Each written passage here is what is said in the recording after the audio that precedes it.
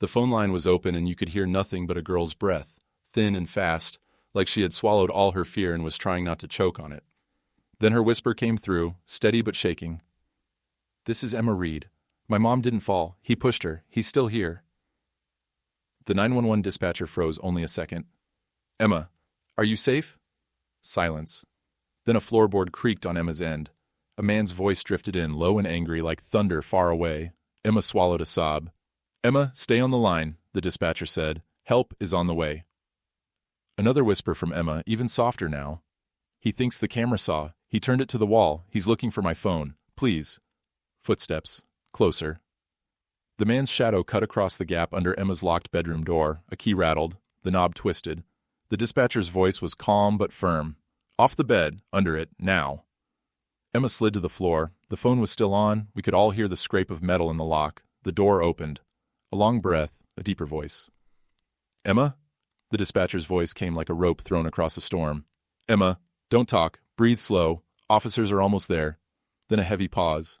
The man's shoes turned on the wood.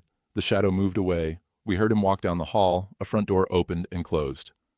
"Emma," the dispatcher said, stay hidden." But the key clicked again. The door stopped halfway. The shadow returned, quiet as a cat. The man had come back. The call didn't hang up. It never broke.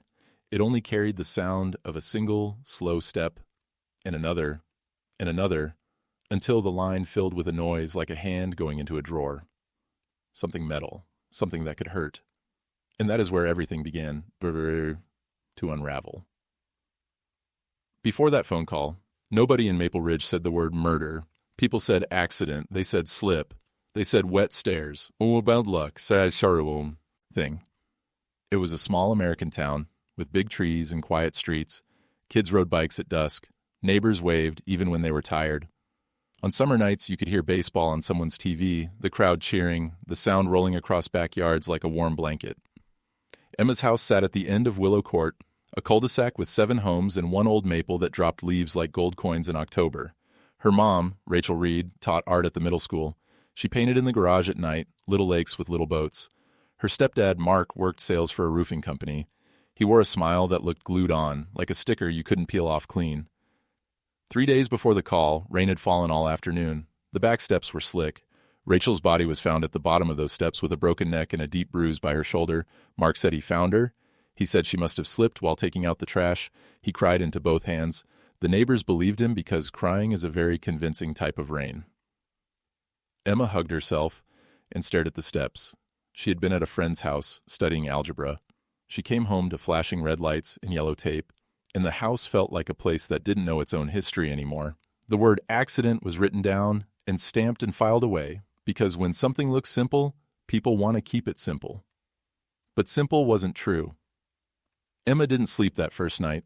She turned on the hallway light and stared at the new angle of the security camera. It had always watched the back door, level and straight. Now it faced the wall. It was a tiny change, but tiny changes are where big lies hide. Mark made hot cocoa. He told her not to worry. He said he would take care of the funeral, the bills, the house, everything. He said he loved her. He hugged her longer than usual. His heartbeat felt fast, like a runner who couldn't stop even after crossing the line. Emma went to her room and lay awake, listening. Every house has a different kind of quiet. This quiet had edges. She could hear the hum of the fridge, the drip of the shower she never used because her mom liked the one downstairs better, the soft slide of Mark's shoes as he moved from room to room. He was cleaning at midnight. He was moving things. He was trying to erase something only he could see. The next day, people brought casseroles. Maple Ridge had a rule. When there is grief, there is food.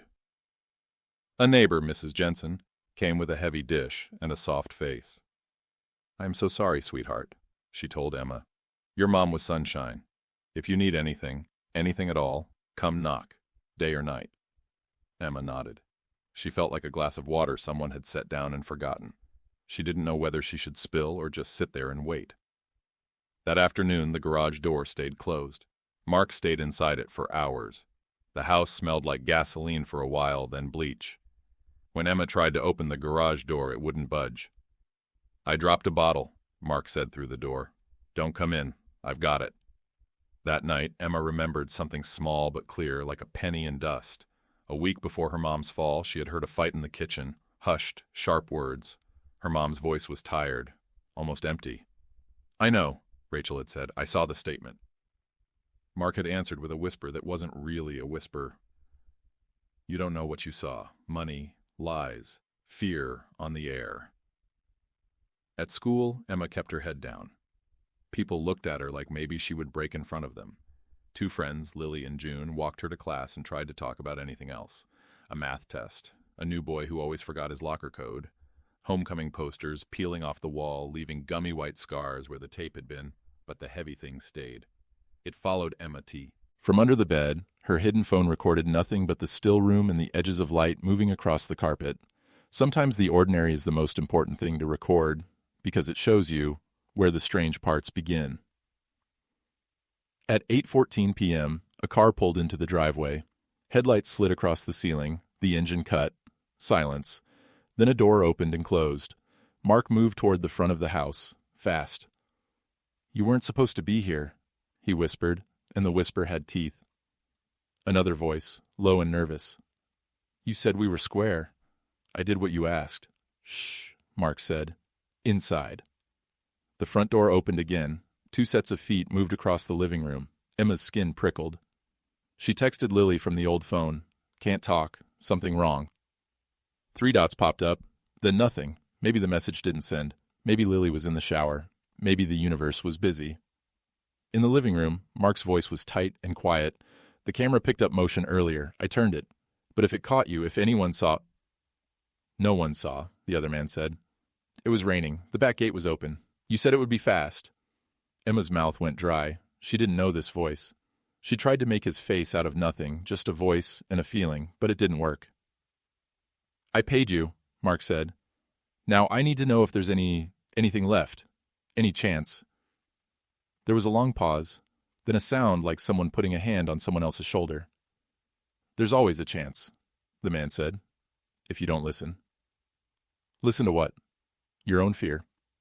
The back door opened. The night came in for a second, and then left again. Footsteps, then quiet. Emma sat very still. Her heart was trying to run a race inside a room with no track. She picked up the old phone. Her thumb hovered over the 9. She told herself to wait, to watch, to be sure. But truth doesn't always arrive in a neat box with a bow. Sometimes it tumbles in messy and loud, and you have to grab it before it rolls under the couch and disappears forever. At 8:29 p.m., Mark walked down the hall and stopped at her door again. "Emma, you awake?" She didn't answer. He whispered through the door, so soft she almost didn't hear it. "We're going to be okay. Accidents happen." Something in the way he said it made the word accident feel angry. He walked away. The front door opened and closed. A car started. The engine faded down the street until it was just a memory. Emma looked at the doorknob for a long time. Then she moved the chair. She unlocked the door. She stepped into the hallway. The house smelled like bleach again, and something else now. Cold air from outside, and a trace of a stranger's cologne that didn't belong to anyone she knew. She went to the back door. She looked at the camera. The tiny red light was off. It was dead. Her mom had set those cameras up to keep them safe after a break-in on another street last year. She had said, "Eyes help us when we forget what we saw." Now the eyes were blind. Emma turned and walked to the garage. She tried the handle, locked. She tried the keypad. It flashed red. She didn't know the new code. In the kitchen, she opened the junk drawer. Batteries, tape, pens, a tiny paper notebook with a pink cover that said, "Note to Self." She flipped it open. On the first page, in her mom's neat handwriting, were 3 lines. "Backdoor 4219, Wi-Fi, Maple Ridge. If scared, call." That last line had a number written next to it, not 911, but a direct number. It was the police non-emergency line, the one her mom used when the neighbor's dog got out or when fireworks went off too late. Emma held the paper. Her hands shook. She turned and looked at the back steps through the glass.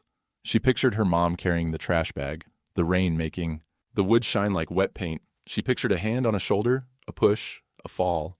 She opened the pantry and stared at the shelves like they might answer her. Cereal boxes, a jar of pennies, a flashlight. A photo was pinned under a magnet on the fridge. Emma and her mom at the beach last summer, wind in their hair, both of them laughing at the camera. In the background, Mark held the cooler and smiled. If you didn't know any more than the picture, you would say they were happy. Pictures tell the truth, and they lie at the same time. Emma went back to her room and slid to the floor. She pulled the recording phone from under the bed and pressed stop. It had captured nothing but the quiet and the door knocking and the two voices in the living room, just enough to make a shape, not enough to see all its edges. She opened the old phone. She stared at the screen, and then she did it. She pressed 9, then 1, then 1. 911, what is your emergency? Her voice came out small but brave. This is Emma Reed. My mom didn't fall. He pushed her. He's still here. Those words jumped from her mouth like they had been waiting at the edge of a cliff, and someone finally said, "Go." The dispatcher asked her for the address. Emma gave it. The dispatcher asked if she was safe, and Emma looked at the door and didn't know the answer. "Maybe," she said. "He left, but he comes back." The dispatcher asked if she had proof. Emma said, "I have a recording," and the camera moved, and the garage smells like bleach. She started to cry, and the sound broke in the middle like a stick. "Emma," the dispatcher said, "you're doing the right thing. Stay on the line. Officers are on the way." Emma nodded even though the dispatcher couldn't see her. Her breath fogged the screen of the phone for a second, like a cloud passed over a small sun, and then the front door opened again. A slow creak. A quiet click. Footsteps, not rushed, not loud. Careful. The careful kind are the worst key.